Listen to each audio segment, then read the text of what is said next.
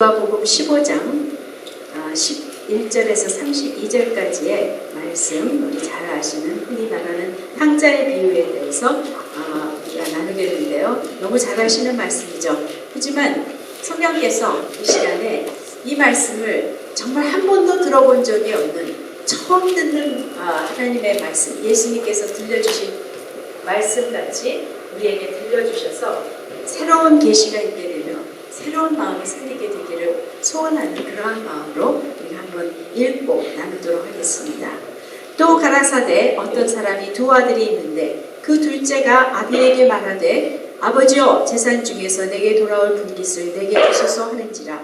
아비가 그 살림을 각각 나누어 주었더니 그 후 며칠이 못되어 둘째 아들이 재물을 다 모아가지고 먼 나라에 가 거기서 화랑방탕하여 그 재산을 허비하더니 다 없이 한 후 그 나라에 크게 흉년이 들어 저가 비로소 궁핍한지라. 가서 그 나라 백성 중 하나에게 붙어 사니 그가 저를 들러보내어 돼지를 치게 하였는데 저가 돼지 먹는 쥐염 열매로 배를 채우고자 하되 주는 자가 없는지라. 이에 스스로 돌이켜 가로되 내 아버지에게는 양식이 풍족한 품꾼이 얼마나 많은고 나는 여기서 죽여 죽는구나. 내가 일어나 아버지께 가서 이르기를 아버지여 내가 하늘과 아버지께 죄를 얻었사오니 지금부터는 아버지의 아들이라 일컬음을 감당치 못하겠나이다. 나를 품꾼의 하나로 부소서 하리라 하고 이에 일어나서 아버지에게로 돌아가니라. 아직도 상거가 먼데 아버지가 저를 보고 측은히 여겨 달려가 목을 안고 입을 맞추니 아들이 가로되 아버지여 내가 하늘과 아버지께 죄를 얻었사오니 지금부터는 아버지의 아들이라 일컬음을 감당치 못하겠나이다 하나 아버지는 종들에게 이르되 제일 좋은 옷을 내어다가 입히고 손에 가락지를 끼우고 발에 신을 신기라. 그리고 살찐 송아지를 끌어다가 잡으라. 우리가 먹고 즐기자. 이 내 아들이 죽었다가 다시 살아났으며 내가 잃었다가 다시 얻었노라 하니 저희가 즐거워하더라. 맏아들은 밭에 있다가 돌아와 집에 가까워왔을 때에 풍류와 춤추는 소리를 듣고 한 종을 불러 이 무슨 일인가 물은데 대답하되 당신의 동생이 돌아왔음에 당신의 아버지가 그의 건강한 몸을 다시 맞아들이게 됨을 인하여 살찐 송아지를 잡았나이다 하니 저가 노하여 들어가기를 즐겨하지 아니하거늘 아버지가 나와서 권한대 아버지께 대답하여 가로되 내가 여러 해 아버지를 섬겨 명을 어김이 없거늘 내게는 염소 새끼라도 주어 나와 내 벗으로 즐기게 하신 적이 일이 없더니 아버지의 살림을 창기와 함께 먹어버린 이 아들이 돌아오매 이를 위하여 살찐 송아지를 잡으셨나이다. 아버지가 이르되 예 너는 항상 나와 함께 있으니 내 것이 다 내 것이로되 이 네 동생은 죽었다가 살았으며 내가 잃었다가 얻었기로 우리가 즐거워하고 기뻐하는 것이 마땅하다 하니라. 네, 이 이야기는 예수님이 들려주신 비유이죠. 그런데 사복음서 중에 한 번 기록되어 있는 누가복음에만 기록되어 있는 이야기입니다. 그리고 또 그렇지만 굉장히 잘 알려져 있고 많은 사람들이 인용하는 그러한 이야기도 하죠. 제가 작년인가 사실은 오늘 내용과 비슷한 내용으로 장막장의 뉴스레터에 이 글을 썼어요. 그런데 제가 일부러 몇 분에게 물어봤습니다. 이것을 읽으셨다는 분들에게. 그런데 제가 전달하려던 내용이 참 전달이 안 된다는 것을 보았어요. 아마 글을 제가 잘못 써서 그런 것 같아요. 그래서 오늘 다시 한번 제가 말로 여러분에게 다시 전달하기를 원합니다. 아버지의 마음이죠. 제가 전달하고자 하는 것은 한번 제가 다른 정말 처음 듣는 이야기 같이 우리 한번 다시 이야기를 요약해 본 후에 그 아버지의 마음을 생각해 보겠어요. 두 아들이 있는데 살아계신 아버지가 아버지에게 둘째 아들이 와서 유산을 내어놓으라고 했습니다. 그런데 어쩐 일인지 이 아버지는 유산을 줬습니다. 그 둘째 아들만이 아니라 큰아들에게도 각각 나누어 줬다고요. 그러면 큰아들은 2배를 받았습니다. 장남이기 때문에. 그런데 며칠이 못돼요. 이 아들은 재산을 다 모아가지고 먼 나라로 가서 허랑방탕하며 살았다고 해요. 결국 며칠이 안 돼서 갔다는 것은 처음부터 그럴 계획이었습니다. 이 아들은 아버지를 떠나서 아버지 없는 곳에 먼 곳에 가서 자기 마음대로 이렇게 살고 싶기 때문에 유산을 청구한 것이었다는 것을 볼 수가 있겠죠. 그런데 그 재물은 곧 다 떨어졌습니다. 게다가 큰 흉년이 들었습니다. 아주 궁핍해졌죠. 그러자 그 나라 사람 하나에게 붙여서 살았다고 합니다. 그 사람은 이 아들을 그 제자가 아니라 돼지를 치는 사람으로 들에 보냈습니다. 그런데 그 들에서 돼지를 치면서 돼지가 먹는 먹이로도 먹고 싶었지만 그거조차 그 배불리 먹지 못하는 비참하고 아주 기가 막힌 그런 치욕적인 삶에 들어가게 된 것입니다. 그러자 이 아들은 스스로 정신이 들었다고 얘기하고 있습니다. 스스로 정신을 차렸습니다. 그러면서 무엇을 기억하게 됐냐면 아버지의 집에는 음식이 풍족한 품꾼이 많이 있다는 것을, 그곳의 품꾼, 종도 아닌 그저 하루 품으로 일하는 품꾼들조차도 넉넉히 먹고 있다는 것을 깨달으며 아버지의 집으로 돌아가기로 작정합니다. 그래서 그 귀한 길에 이르면서 아버지에게 어떻게 말할까를 생각하고 또 연습을 하게 됩니다. 아버지여, 내가 하늘과 아버지께 죄를 범하였습니다. 그러니 아버지의 아들이라고 더 이상 불릴 수가 없습니다. 하지만 다만 그저 품꾼의 하나가 되게 해주세요 라고 말해야지 하면서 아마도 그 말을 생각하며 갔을 것입니다. 그런데 아버지는 기다리고 계셨습니다. 어쩌다 그날 그 아들이 오는 것을 우연히 보신 것이 아니죠. 아버지는 어쩌면 높은 언덕에 올라가서 길이 보이는 그곳에서 이 아들을 매일매일 기다리고 계셨던 것을 우리는 믿을 수 있습니다. 아마도 바로 그날부터 아버지는 그곳에서 아들을 기다리기로 작정하고 그곳에 계셨던 것을 보죠.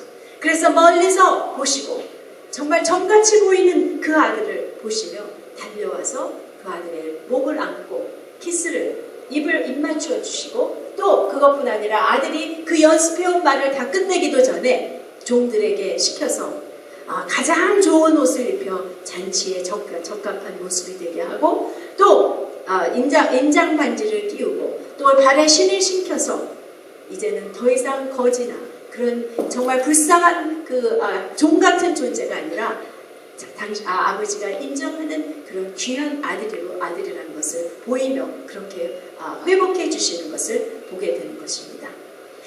그러면서 살찐 송아지를 잡아다가 잔치를 위해서 그 집에서 준비해왔던 살찐 송아지를 잡아다가 우리가 함께 즐기자, 그 잔치를 열어서 함께 즐기자고 종들에게 얘기하고 있는 것입니다. 그래서 종들과 함께 즐거워하고 있습니다. 그런데 막상 그 자리에 있어야 할 한 사람이 있지 않은 것이죠. 큰아들입니다. 큰아들은 웬일인지 종들도 집에 있는데 들에서 일을 하다가 늦게 돌아왔습니다. 그러면서 종 한 사람을 불러다가 이게 무슨 소리냐고, 이 춤추는 소리, 이 음악 소리가 뭐냐고 합니다. 그러자 하인은 그 종은 당신의 동생이 돌아와자 아버지가 그 건강한 몸으로 돌아온 것을 기뻐하여 잔치를 벌렸다고 얘기합니다. 그러자 이 맏아들은 화를 냈다고 합니다. 노하여 들어가기를 기뻐하지 않았다고 거기에 버티고 서 있었습니다. 그러자 아버지는 이 아들에게 나와서 권했다고, 영어로 보면 plead, 간절히 부탁해서 들어오라고, 그 잔치에 들어와서 함께 있자고 얘기하는 것입니다. 그러자 이 아들은 불평하기 시작합니다. 나는 여러 해 동안, 아마도 평생 동안 아버지에게 한 번도 불순종하지 않고 아버지를 섬겨 열심히 일해왔다고 얘기하죠. 그런데 영어 성경을 보면 섬겼다는 말이 slaving이에요. 노예같이 살면서 노예같이 일해왔다고 얘기하는 것입니다. 그렇게 열심히 일했는데 아버지는 나에게 새끼 염소 한 마리라도 주어서 친구들과 잔치를 하라고 한 적이 없다고 입이 이만큼 돼서 얘기를 했을 것이라고 생각합니다. 아버지는 이렇게 말씀하시죠. 얘야, 너는 항상 나와 함께 있으니 내 것이 다 내 것이로 돼. 이 네 동생은 죽었다가 살았으며 내가 잃었다가 얻었기로 우리가 즐거워하고 기뻐하는 것이 마땅하다. 이 이야기의 처음은 11절에 또 가라사대, 또 이 이야기는 계속되는 이야기였습니다. 누가복음 15장 전체는 무엇에 대한 이야기냐면 잃어버린 것에 대한 이야기죠. 내 첫 번째로는 잃어버린 한 양에 대해서. 그래서 99마리의 양을 버려두고 들에 두고 한 마리의 양을 찾기 위해서 가는 목자에 대한 이야기입니다. 두 번째 이야기는 10드라크마가 있는 10개의 동전이 있는 한 여인이 한 동전을 잃자 그 동전을 찾기 위해서 등불을 밝히고 밤새도록 집안을 쓸어가면서 그 동전을 찾는 그런 이야기가 있는 것입니다. 이 두 사람은 다 찾을 때까지 찾았다고 얘기합니다.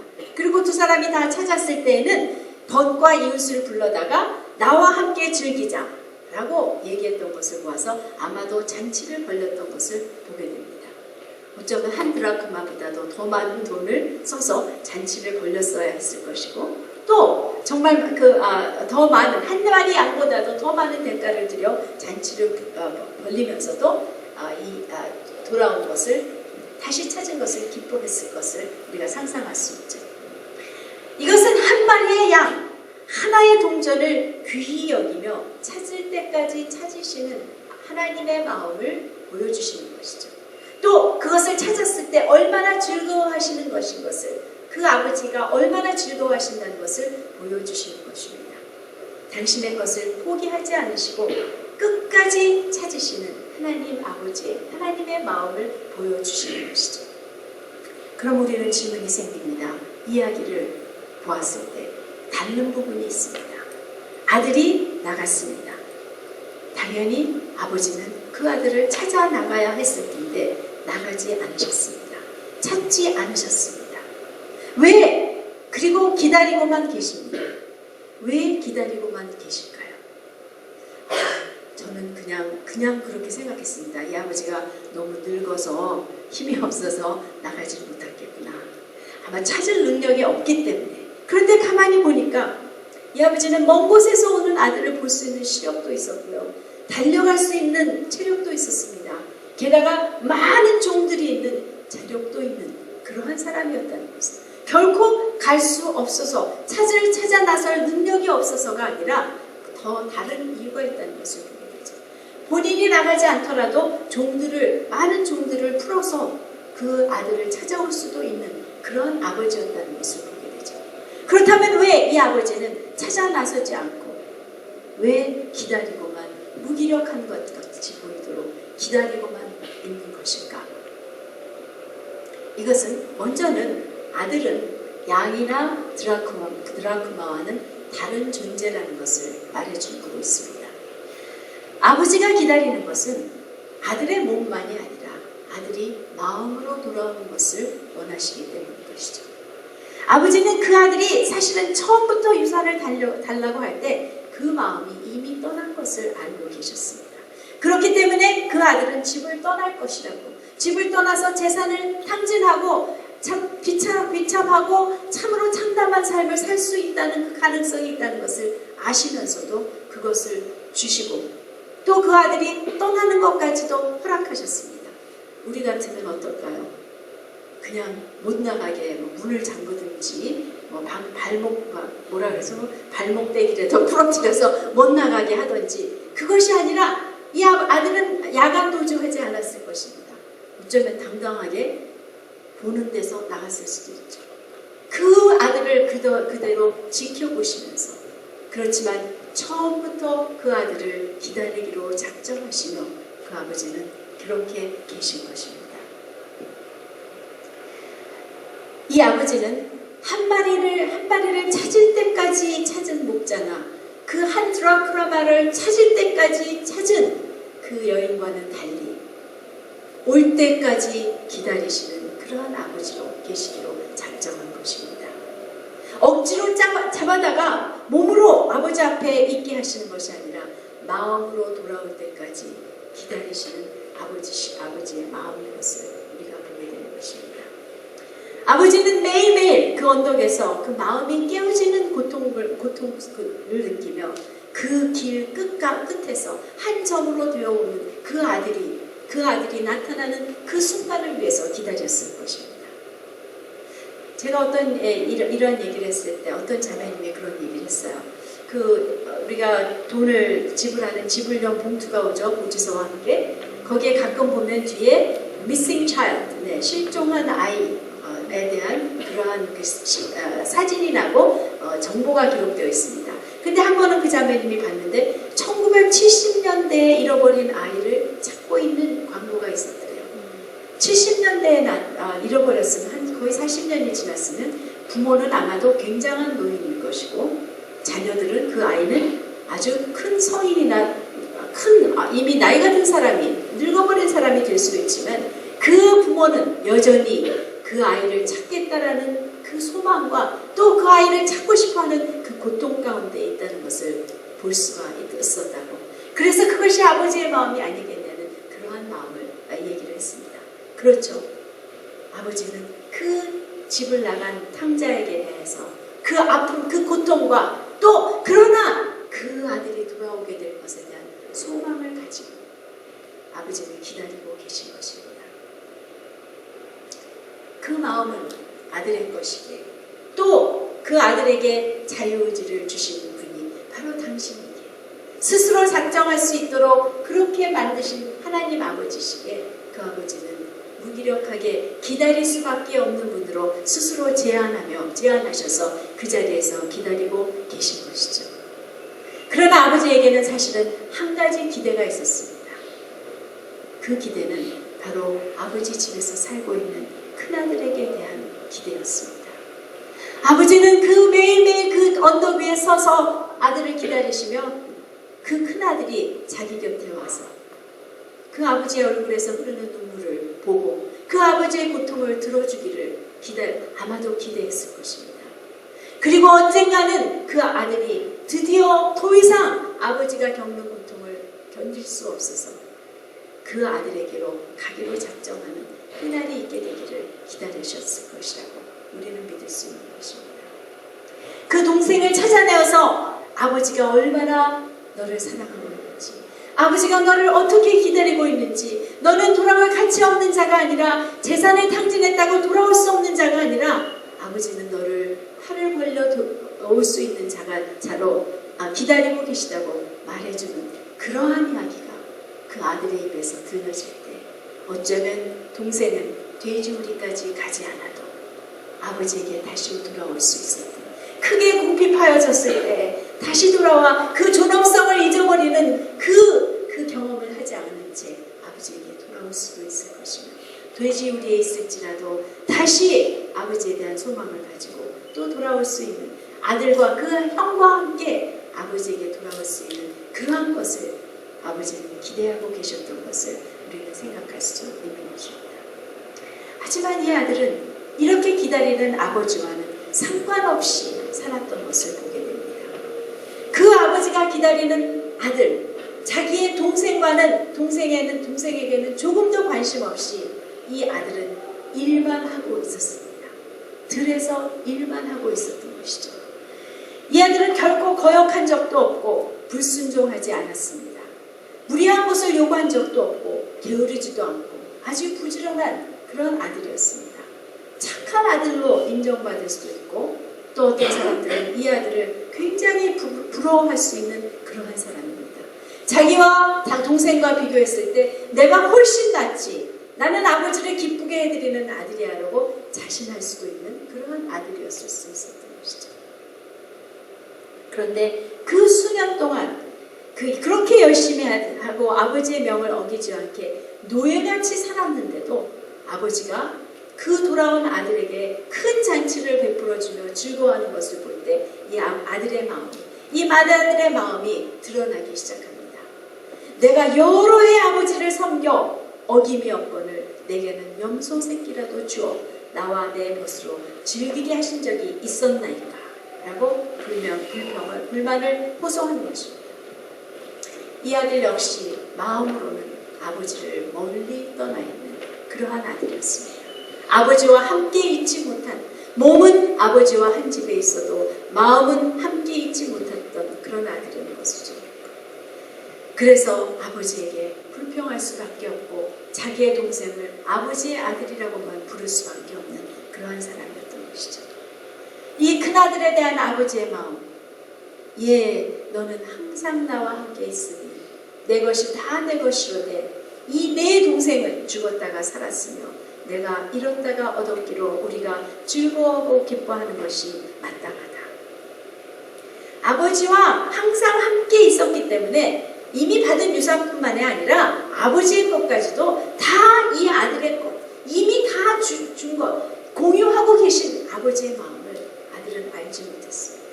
또 아버지에게 기대가 있었죠. 그가 아버지의 아들이라고 부르는 둘째 아들을 내 동생이라고 부르며 그 아버지가 사랑하는 그 사랑으로 그 아들을, 그 동생을 사랑한 그러한 사람이 되기를 원하셨던 그 마음이 우리에게 전달되는 것입니다.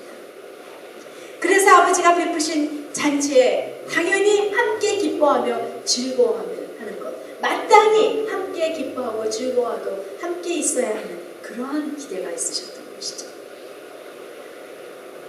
정말 그 또한 그 돌아온 아들을 그렇게 기뻐하시며 사랑하시는 그 사랑이 바로 자기 자신에게도 동일한 사랑이라는 것을 알며 그것을 기뻐하고 감사하는 그러한 마음이 있기를 아버지는 기대하셨을 것입니다. 정말 이런 아버지의 마음을 어쩌면 조금도 알지 못하는 큰아들은 아버지의 마음을 어쩌면 더 크게 아프게 해드리는 아들일 수 있다고 생각할 수 있습니다. 작은 아들은 비록 재산을 탕진하고 아버지에게 그 오랜 고통의 시간을 드렸지만 돌아와서 이렇게 얘기했습니다. 내가 하늘과 아버지께 죄를 범했습니다. 나는 자격이 없습니다. 아들이 될 자격이 없지만 품꾼으로 나를 받아주세요. 정말 그 자기의 죄를 회개하고 자백한 그 아들은 오히려 아버지에게 기쁨이 되었지만 이렇게 아버지의 마음을 모르며 불평하는 아들은 오히려 큰 고통이 되었을 것을 우리는 알 수 있게 되는 것이죠. 한 집에 살면서 자기가 누릴 수 있는 것이 무엇인지도 모르며 아버지의 소망도 아버지의 고통도 모르는 채 상관없이 아버지와 상관없이 또 아버지와 상관없는 일 가운데서 아버지를 위한다고 사는 그러한 아들이었던 것입니다. 사실 아버지는 이 아들의 노동이 필요하지도 않았습니다. 아버지에게는 이미 많은 종들이 있어요. 이 아들이 동생을 찾아간다고 아버지의 일이 어떻게 되는 것도 아닙니다. 아버지와 함께 이 동생을 위해서 함께 슬퍼하고 서 있다 한들 아버지의 일이 망하게 되지도 않는 것이죠. 하지만 이 아들은 노예같이 상관없이 아버지와의 마음이 상관없이 일하면서 자기는 아버지를 위해서 살고 있다고 생각하는 그러한 사람인 것입니다. 아들이라는 것을 이름으로만 알고 있듯 그 아들이 누릴 수 있는 그 모든 것, 아들이 아버지와 공유할 수 있는 그 모든 것, 아버지와 공유할 수 있는 그 마음조차 알지 못한 채 이 아버지와 상관없이 살고 있는 이 아들. 여러분, 그것이 바로 우리가 될 수 있다는 것을 생각해 보셨나요? 우리에게는 아버지의 아들, 아버지의 딸이라고 부르지만 사실은 돼지우리에서 있는 많은 형제와 자매들이 있다는 것을 우리는 생각해 본 적이 있죠. 우리는 그들보다는 나의 일이 너무 바쁘고 또 내가 아버지를 위해서 일해야 되는 너무나 많은 일들이 있어서 그들과는 상관하지도 또 아버지 그 고통을 느끼시는 아버지의 마음과는 상관도 없이 사는 그러한 우리들이 될 수 있다는 것을 생각해 보신 적이 있죠. 이 둘째 아들은 감사하게도 스스로 돌이켜 아버지의 집에 풍성한 짐을 기억하고 돌아왔습니다. 하지만 탕자들이 다 돌아온다는 보장은 결코 없습니다. 그 돌아오지 못하고 돼지우리에서 자기가 정말 돌아갈 가치가 없다고 돌아갈 수 없다고 생각하며 죽어가는 탕자들이 분명히 있다고 저는 믿습니다. 오늘 우리가 동영상을 봤죠.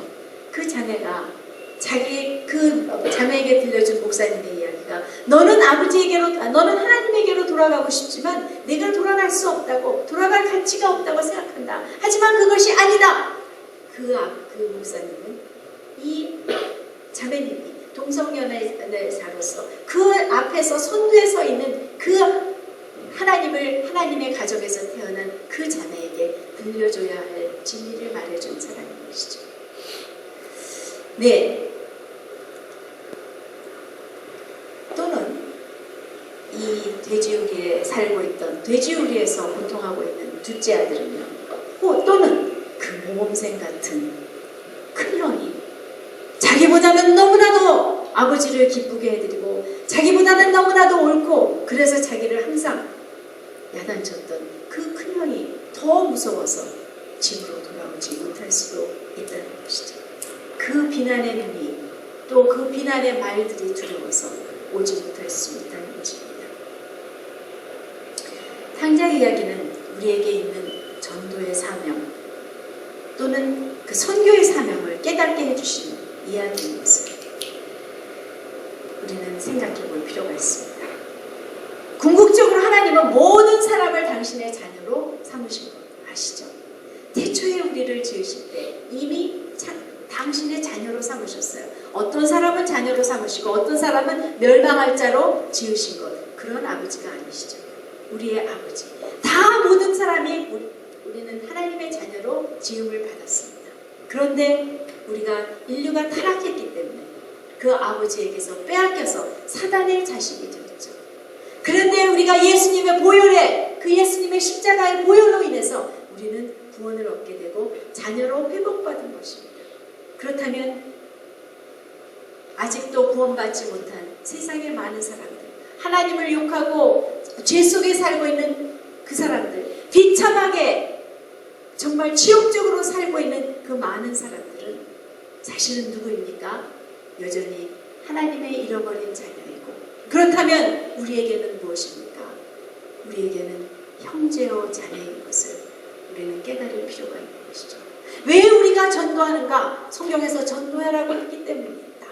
그것보다는 더 그들을 사랑하시는 아버지가 그들로 인해 고통하고 계십니다. 생각해 보세요. 내 자녀가 유괴를 당했습니다. 사단에게. 내가 아버지인지도 모르고 내가 어머니인지도 모르고 지옥적인 삶을 살고 있습니다. 나의 마음은 얼마나, 부모의 마음은 얼마나 애절할까요? 하나님의 마음이 그런 것이죠.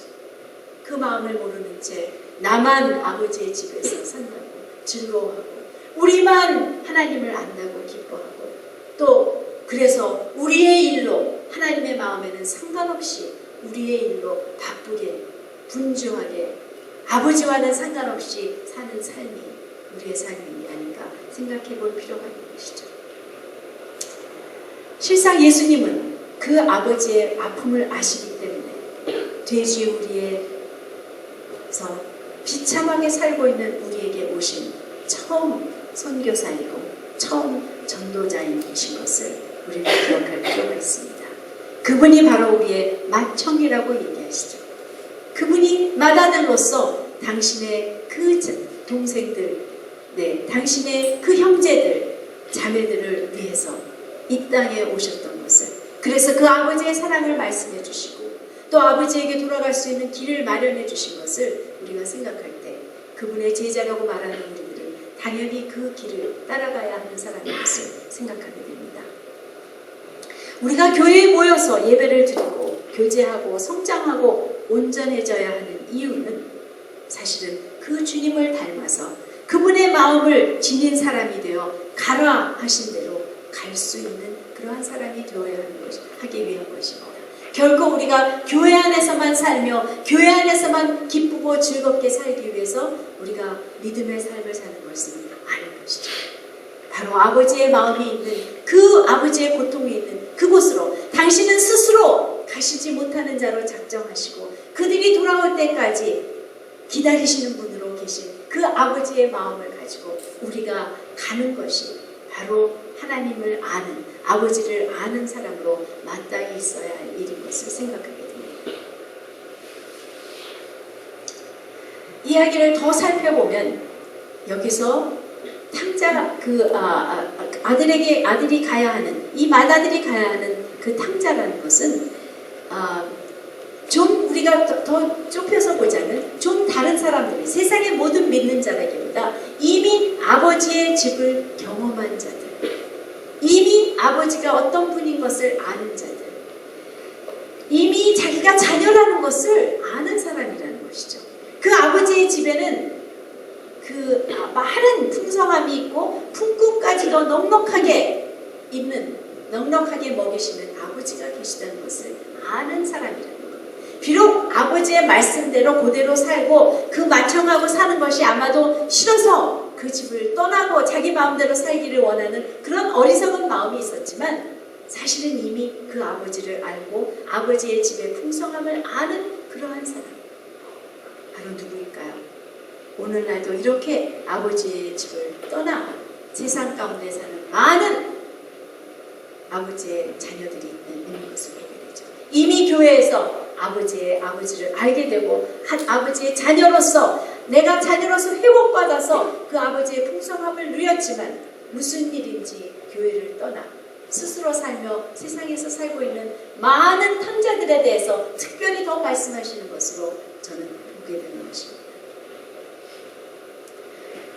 크리스천 가정에서 태어난 그 자녀들 가운데 그 15세부터 어린 자녀들 가운데 15세부터 교회를 떠나는 숫자는요 전체적으로 60% 가량 된다고 합니다. 60% 정도의 그 교회에서 태어나고 크리스천 가정에서 태어나서 자라난 아이들이 60% 정도가 15세부터 떠나서 어린 아마도 10대쯤 떠나는 숫자가 60%인데요. 또 사실은 20대, 30대 요즘은 엄청난 숫자들이 30대, 20대, 30대에 떠나는데 그것까지 합한다면 훨씬 더 많은 숫자들이 교회를 떠나고 있죠. 그뿐 아니라 청소년이나 청년만 아니라 많은 성인들도 교회에서 열심히 섬기고 직분을 가지고 섬겼던 사람들도 많은 사람들이 교회를 떠나고 있는 것. 주위를 살펴보세요. 집사님인데 주일날 어디 막 다니십니다. 교회 안 다니고 계세요. 믿음을 떠나지는 않았을지도 모르지만 교회에서는 교회 아버지의 집에서는 떠나버린 사람들이죠. 물론 그런 말이 있습니다. 요즘 believing but not belonging. 네, 믿기는 하는데 교회에 속하지 않는 사람들이다. 이러한 종족이 있을 정도로 많은 사람들이 교회를 떠나고 있습니다. 아버지는 그것에 대해서 어떻게 생각하시나요? 아버지는 기다리고 계실 것입니다. 정말 점점 늘어나는 이 추세에 대해서 우리는 더 이상 이것은 뭐 그냥 우리의 책임이 아닙니다 라고 말할 수 없는 것이죠. 정말 탕자의 비유는 오늘날 아버지를 떠난 그분의 자녀들에 대해서 거의 무관심하고 무대책인 교회에게 우리에게 주시는 중요한 메시지가 있다고 우리는 생각해 볼 필요가 있죠. 그 아버지를 사랑한다면 그 고통을 알아야 하는 것입니다. 우리가 너무 많은 일 가운데 노예같이 일하면서 그런 아버지의 마음을 알 겨를이 없다면 큰 문제 가운데 있는 것입니다. 우리의 마음에 여가가 없기 때문에 아버지와 상관없이 아버지의 고통과는 상관없이 살고 있는 그러한 사람들이 아닌가 살펴봐야 할 것이죠. 또는 내 상황이 너무 급하기 때문에 나는 그 일에는 상관할 수 없다. 아버지의 마음과는 상관할 수 없다. 내 일이 너무 급하다. 중요하다. 그건 역시 아버지를 사랑하는 자로 사랑하는 아들로서 딸로서 있을 수 없는 일인 것을 우리는 이미 알고 있습니다. 또는 어떤 사람들은 그들은 자기들에게 이미 주어진 기회나 그 권리를 포기했기 때문에 그들 책임이다. 그러면서 판단할 수도 있습니다. 또는 그저 오겠지, 돌아오겠지 하며 방관할 수도 있는 것이죠. 하지만 돌아오지 않는 탕자도 분명히 있는 것입니다. 이들에 대한 마음을 갖는다는 건 쉽지 않습니다. 저희도 이들에 대한 마음 그냥 참 제대로 믿지 못하다가 저렇게 됐지. 잘 못 가르쳐줘서 애들이 그냥 저렇게 나쁘게 됐나 봐. 그렇게 흔히 생각했습니다. 하지만 하나님께서는 저희들 가정에는 그런 실질적으로 느끼게 하시며 그 아버지의 마음을 깨닫게 해주시며 그 마음을 점점 더 알게 하셔서 우리 자녀들뿐만 아니라 그렇게 아버지를 떠난 많은 자녀들에 대한 하나님 아버지의 마음을 조금씩 나누어주시고 우리 그것을 배워가고 있습니다. 사실은 우리 가정만이 아니라 아니라 저는 이것이 장막장애에게 주신 선교 대상지가 아닌가 이러한 생각까지 하는 것입니다. 우리가 도시의 선교사로서 이 도시를 물론 가라 하실 때는 더 먼 곳으로 가는 준비된 사람으로 있지만 이 땅 가운데 선교사로 사는 삶에 대해서 우리에게 가르치시는 이때 우리가 살고 있는 이 땅 가운데 많은 하나님의 집을 떠난 탕자들이 살고 있는 것에 대해서 이것이 바로 우리의 선교 대상지이며 우리의 선교 대상자들인 것에 대해서 하나님은 말씀하신다고 저는 생각하게 됩니다. 그것은 교회로 몸만 데려오는 것이 아니죠. 그 아버지의 사랑을 알게 하며 그 마음에 있었던 어떤 상처나 아버지에 대한 엄청난 오해를 풀어주며 아버지가 얼마나 사랑하신다는 것을 알아서 그 아버지의 마음 한가운데로 데려오는 것이 바로 우리가 해야 할, 그들에게 해야 할 그러한 일이라고 생각합니다. 여러분들 아시다시피 저희들 아시는 분은 아시지만 최근에 감찰제니까 제가 이러한 것에 대해서 그들에게 가야 하는 것에 대해서 정말 아버지의 집을 떠난 아버지의 그 탕자들에게 가야 하는 것들에 대해서 긴급한 마음을 주시기 때문에 교회 사역을 마치고 이제 아버지의 그 하나님의 그 인도하심을 기다리고 있는 상태입니다. 물론 저희는 어떻게 가야 할지도 모르고 어디로 가야 할지도 모릅니다. 하지만 모르기 때문에 기대하는 것은 아버지께서 인도하시기 때문에 반드시 하나님의 일이 나타날 것을 믿게 되기 때문인 것이죠. 여러분들도 기도로 함께 하실 뿐 아니라 여러분들도 그렇게 가라 하시는 소리에 함께 동참해 주시기를 바라는 것이죠. 기다리시는 아버지, 누구를 기다리실까요? 물론 탕자를 기다리십니다. 하지만 그보다 먼저 우리를 기다리십니다. 우리가 그들에게 가서 아버지의 사랑을 말해주고 그들의 슬픔을 들어주고 그들의 고통을 들어주고 그들의 오해를 들어주며 판단하는 마음이 아니라 그것을 듣고 아버지의 사랑을 보이며 그래서 아버지가 보이시는 그 길로 그 방법으로 그들을 아버지에게 데려올 수 있는 사람으로 준비되고 또 그렇게 자원하는 마음들이 우리 가운데 장막장의 사역 가운데 함께 있게 하시는 우리 모두에게 있게 되기를 그러한 마음인 것입니다. 다시 한번 이 길은 저도 알지 못하는 길입니다. 어떻게 가야 하는지 알지 못합니다. 어디에서 어떻게 만나야 할지도 모르죠. 하지만 먼저는 기도하는 것입니다. 기도하는 것입니다. 그들에 대해서 마음을 품고 중보하는 것이죠. 또 그들을 속이고 그들을 참으로 빼앗은 또 그들을 거짓말로 계속적으로 주입하면서 그들을 속이고 있는 그 거짓의 영들, 세상의 영들에 대해서 그들을 대신하여 우리가 싸우는 그러한 영적 전쟁이 또한 그들에게 가는 길입니다. 그리고 주위에 이렇게 기도하다 보면 하나님께서 우리 주위에 우리의 삶 가운데 주시는 몇 사람의 사람들을 보게 하실 것이라고 저는 믿습니다. 이것은요 절대로 큰 부흥의 집회를 열어서 교회 다니지 않는 사람들 다 이곳에 모이시오 그런 광고로 되는 일이 아닙니다. 여러 사람들을 단체적으로 하는 것이 절대로 아니라고 생각합니다. 한 사람 한 사람에게 다가가서 그들의 마음을 듣고 그 한 형제, 그 한 자매에게 아버지의 사랑을 전해주는 것을 통해서 그 한 사람의 손을 잡고 아버지에게 돌아오는 그 일이라고 저는 믿게 되는 것입니다. 네, 그 아버지의 그들의 이야기를 들으며 우리가 그들에게 사랑을 보여주되 그래서 그들이 기억하고 있는 아버지의 집의 풍성함을 기억하게 하고 돕고 또 아버지의 어떠함을 그 아버지에게 받았던 사랑과 아버지에게 받았던 위로와 그 평강을 기억할 수 있게 되도록 그래서 자기의 살고 있는 이것이 정말 평화가 없다는 것을 깨닫고 우리가 그 동성애에 빠져있던 그 자매와 같이 정말 아버지에게 돌아올 수 있는 용기와 또 정말 그 지혜가 있게 되도록 그 결단이 있어서 자기는 돌아가서도 하나님에게 아무 쓸모없는 자가 아니라 오히려 그렇게 멀리까지 가봤기 때문에 하나님에게 오히려 더 크게 하나님의 뜻 가운데서 더 크게 하나님을 섬길 수 있는 자라는 그러한 확신 가운데 돌아올 수 있도록 우리는 돕는 자가 되는 것이 바로 기다리시는 아버지의 마음인 것이죠. 우리 잠깐 함께 기도하도록 하겠습니다.